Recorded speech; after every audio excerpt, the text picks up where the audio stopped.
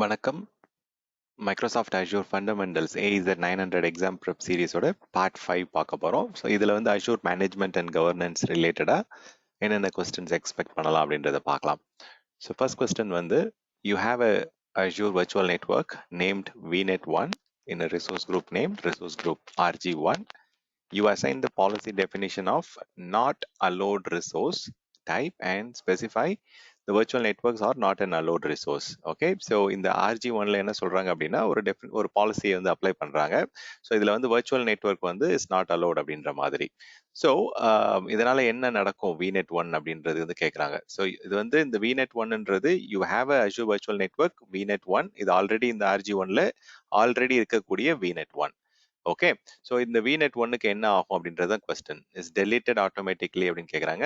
பாலிசியை பொறுத்த வரைக்கும் ஆல்ரெடி எக்ஸிஸ்டிங் ரிசோர்ஸஸை போயிட்டு கிளீன் அப்லாம் பண்ணாது, புதுசாக வந்து கிரியேட் பண்ணுறதுக்கு அலோவ் பண்ண மாட்டாங்க. ஸோ நாட் அலோட் ரிசோர்ஸ் அப்படின்ற மாதிரி நம்ம பாலிசி டெஃபினேஷன் அப்ளை பண்ணோம் அப்படின்றது தான் இந்த சினாரியோ.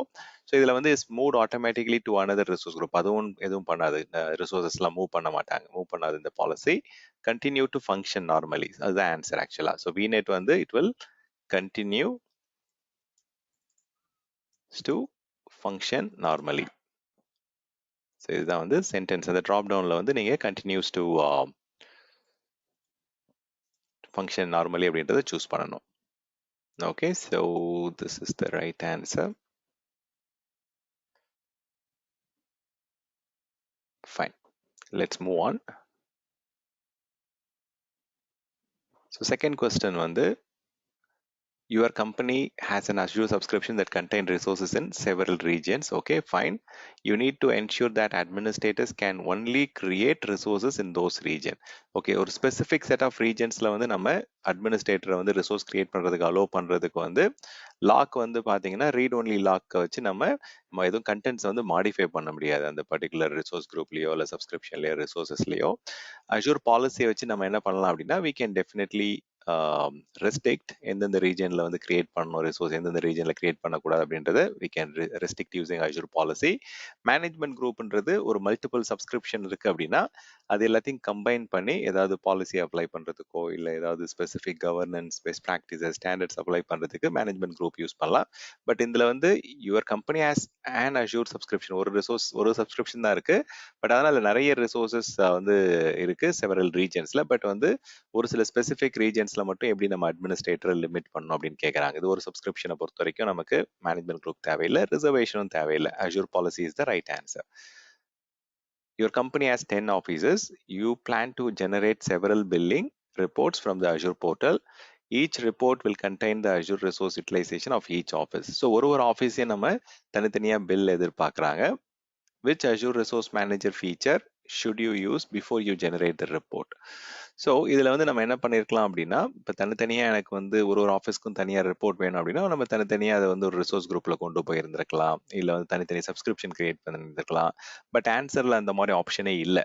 ஸோ டேகை வச்சு நம்ம தனித்தனியாக ரிப்போர்ட் எடுக்க முடியுமான்னு கேட்டால் பண்ண முடியும். ஓகே, ஸோ அதுதான் கரெக்ட் ஆன்சராக இருக்கணும். மற்ற ஆப்ஷன்ஸ் வந்து டெம்ப்ளேட்டை வந்து பார்த்தீங்கன்னா அது வந்து நம்ம சப்சீக்வெண்ட்டாக ஒரே மாதிரி ரிசோர்ஸஸை வந்து கிரியேட் பண்ணணும் அப்படின்னா டெம்ப்ளேட்ஸ் யூஸ் பண்ணலாம். பட் இந்த கொஸ்டினில் அது கிடையாது. ஸோ அவங்களுக்கு நிறைய டிஃப்ரெண்ட் ஆஃபீஸ் இருக்கு. ஒரு ஆஃபீஸ்க்கும் தனியாக எனக்கு பில்லிங் ரிப்போர்ட் வேணும் அப்படின்னா நம்ம டேகை வச்சு நம்ம எந்தெந்த ஆஃபீஸ் எந்தெந்த ரிசோர்ஸ் அப்படின்றத நம்ம டேக் பண்ணிட்டோம்னா தனியாக நம்மளால ரிப்போர்ட் எடுக்க முடியும். ஸோ லாக் வந்து அது வந்து மாடிஃபை பண்ணாமல் டெலிட் பண்ணாமல் இருக்கிறதுக்கான ஒரு ப்ரொடெக்ஷன் ஃபீச்சர். அது பாலிசிஸ் வழியாக நம்ம ரெஸ்ட்ரிக்ட் பண்ணலாம். ஸோ பட் இந்த கொஸ்டினில் வந்து அவங்களுக்கு பில்லிங் ரிப்போர்ட் வந்து ஒரு ஆஃபீஸ்க்கும் தனியாக வேணும்னு கேட்குறாங்க. அது டேக் மூலியமா எடுக்கிறது தான் much better suitable option. For each of the following statements, select yes. Okay, so இந்த ஸ்டேட்மெண்ட் ரீட் பண்ணிட்டு நமக்கு yes or no கொடுக்கணும். All the Azure resources deployed to a resource group must use the same Azure region. கிடையாது, நீங்க வந்து resources வந்து வேற வேற ரீஜன்ல இருக்கா, irrespective of your resource group. If you assign a tag to resource group, then all the resources in that resource group are assigned to the same tag. அப்படிலாம் இன்ஹெரிட்டன்ஸ்லாம் டேகிங்ல கிடையாது. If you assign permissions for a user to manage a resource group, the user can manage all the resources in that resource group.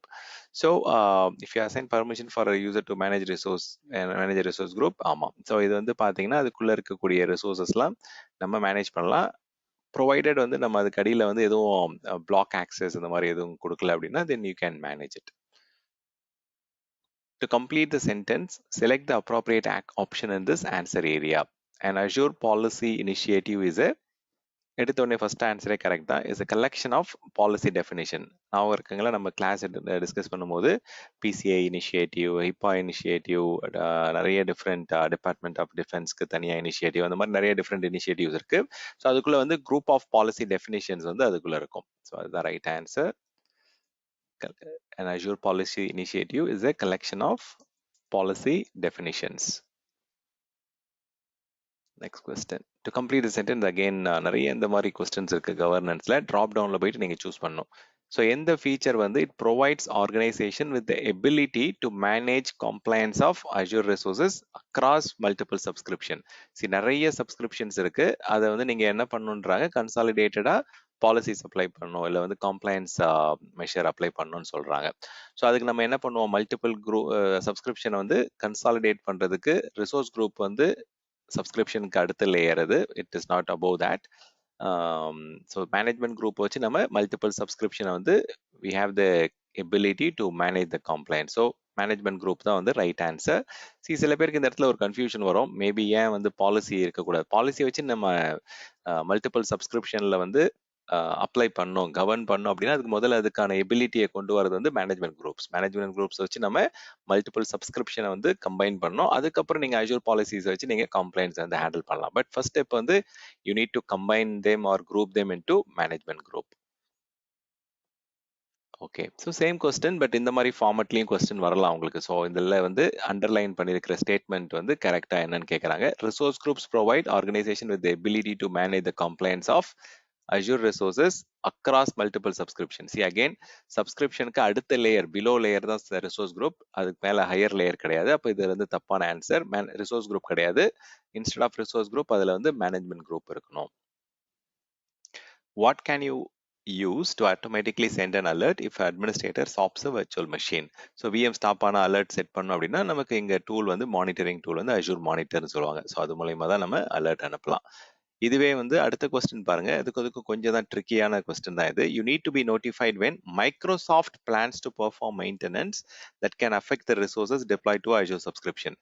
Microsoft வந்து சப்ஸ்கிரிப்ஷன்ல வந்து ஏதாவது planned maintenance அவங்களுடைய physical data சென்டர்ல பண்றாங்க அப்படின்னா, ஸோ அதோடைய நோட்டிஃபிகேஷன் வந்து மானிட்டர்ல வராது, அதோடைய நோட்டிஃபிகேஷன் வந்து சர்வீஸ் ஹெல்த்ல வரும். Azure சர்வீஸ் ஹெல்த் அதில் போனீங்க அப்படின்னா பிளான் மெயின்டெனன்ஸ் ஒரு சப் ஆப்ஷன் இருக்கும். அதுல நீங்க பார்க்கலாம் என்னென்ன மைக்ரோசாஃப்ட் வந்து பிளான்ட் ஆக்டிவிட்டிஸ் வந்து பண்றாங்க அப்படின்றது. Your company plans to deploy several web servers and several database servers to Azure. You need to recommend an Azure solution to limit the type of connections from the web server to database server. ஒரு particular சர்வர்ல இருந்து இன்னொரு set of சர்வர்ஸ்க்கு வந்து நம்ம டிராஃபிக்கை filter பண்ணோம், ஒரு limit பண்ணோம் அப்படின்னா network security group is the best option ஒரு செட் ஆஃப் சர்வர்ஸ்க்கு. Okay, so fine.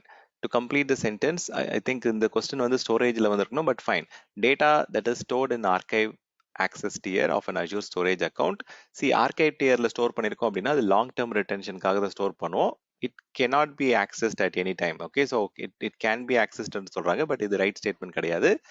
Can only be read by Azure backup, அப்படி கிடையாது. நீங்க பேக்கப் டூலுக்கு வழியா தான் அதை வந்து ஆர்கைவ் டியர்ல இருக்கிறத ரீட் பண்ணணும் கிடையாது. நான் சொல்றது வந்து ஸ்டோரேஜ் அக்கௌண்ட்ல இருக்கிற கண்டென்ட்.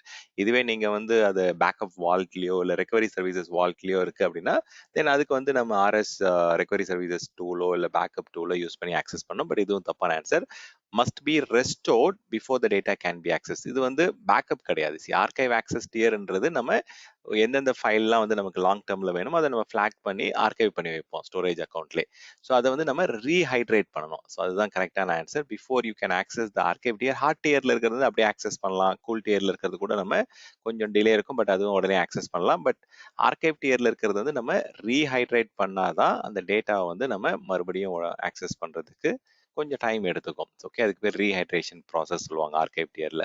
ஸோ ஆர்கைவ் டியரே வந்து நம்ம லாங் டேர்ம் ரிட்டென்ஷன் வேணும் எனக்கு கண்டென்ட் அப்படின்னா தான் அது ஆர்கைவ் டியர்ல ஸ்டோர் பண்ணி வைப்போம் காஸ்ட் ரிடக்ஷனுக்காக. It should be rehydrated, must be rehydrated before. Okay, fine.